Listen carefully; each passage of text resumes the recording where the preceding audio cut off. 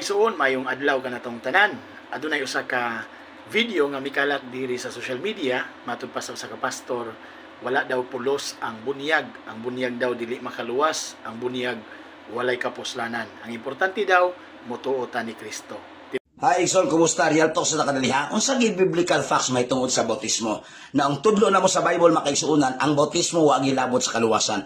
Ang giingon sa Biblia, ang mga taong gibautismuhan katong naluwas na nakadawat na sa kaluwasan. Kaya ang kabatuoran makaigsuunan, unsa may gahom sa tubig nga makahugas sa sala sa tao. In fact, kung imong tanong sa Biblia, nanangutan na nga ang bautismo kuno apil sa kaluwasan. Ang bautismo kuno makahugas sa sala.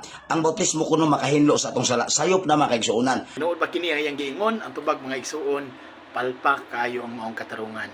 Sumala pa ni unang diya sa unang Pedro 3 di si arita sa 20 ngadto sa 21 nag-ingon atong basahon mga igsuon, walo lamang kataw ang naluwas pinaagi sa tubig.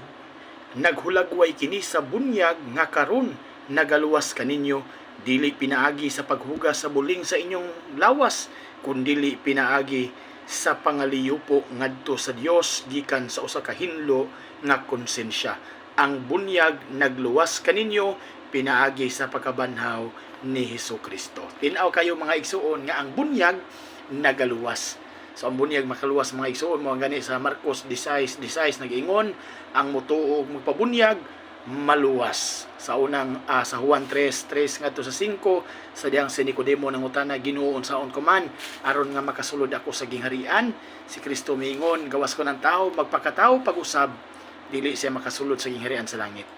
Unsa man ning pagpakatao pag-usab, diya sa 5 mga igsoon magpakatao pinaagi sa tubig ug sa espiritu, nga walay laing gipasabot niini mao ang bunyag. So tinaw kayo mga igsoon, importante kayong bunyag. Sukwahi sa usa ka wali sa tuig igsoon nga matud pa niya dili mahinungdanon ang bunyag. God bless mga igsoon, God bless.